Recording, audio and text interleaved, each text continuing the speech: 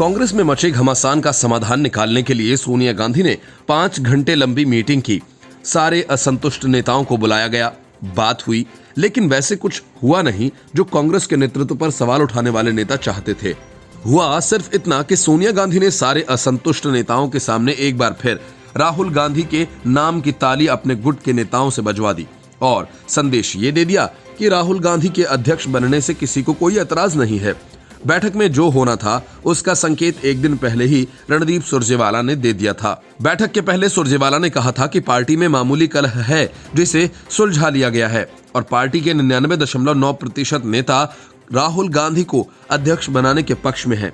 ऐसा कहकर सुरजेवाला ने सोनिया गांधी को चिट्ठी लिखने वाले नेताओं को नाराज कर दिया।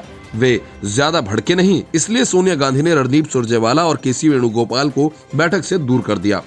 कहा यह गया कि सुरजेवाला पीठ के दर्द से परेशान हैं और केसी वेणुगोपाल दिल्ली से बाहर। राहुल गांधी ने जिस दिन से कांग्रेस अध्यक्ष पद से इस्तीफा दिया है, इसके बाद कांग्रेस की बड़ी बैठकों में एक कॉमन फैक्टर देखने को मिलता है। इस बैठक में 2 ऐसे नेता मौजूद रहते हैं जिन्हें राहुल गांधी की आंख और कान माना जाता है। हालांकि शनिवार को इस अहम मीटिंग में कांग्रेस के तमाम नेता मौजूद थे। अगर कोई मौजूद नहीं था तो वो ये नेता थे। ये वो नेता हैं जिन्हें राहुल गांधी का आंख और कान माना जाता है। इन 2 बड़े नेताओं की गैर मौजूदगी से मीटिंग में कई लोगों के कान खड़े हो गए। मीटिंग से गायब रहने वाले ये 2 अहम नेता और राहुल गांधी के लेफ्टिनेंट थे।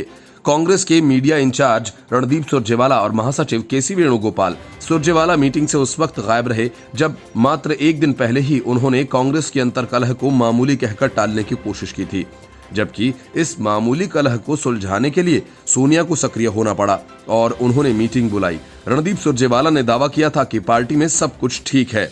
सुरजेवाला के इस बयान ने असंतुष्ट नेताओं को और भी भड़का दिया। सुरजेवाला के इस बयान के अगले ही दिन यानी शनिवार को हुई कांग्रेस की अहम बैठक में ये शामिल नहीं हुए, जबकि कोई और होता तो सुरजेवाला ही मीडिया के सामने पार्टी का पक्ष रखते, लेकिन कल ऐसा नहीं हुआ।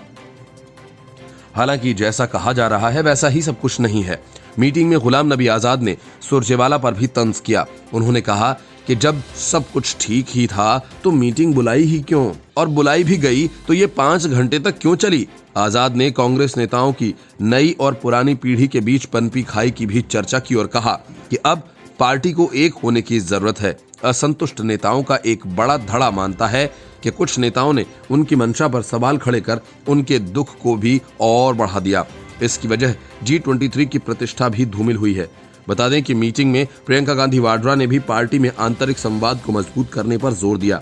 सूत्र बताते हैं कि इस मीटिंग से इन 2 नेताओं को इस वजह से बाहर रखा गया था क्योंकि पार्टी हाईकमान चाहता था कि असंतुष्ट नेता अपने मन की बात को बिना झिझक, बगैर लाग लपेट के खुलकर बोले, और इन 2 नेताओं की मौजूदगी और राहुल से उनकी निकटता की वजह से विवाद होने की आशंका थी।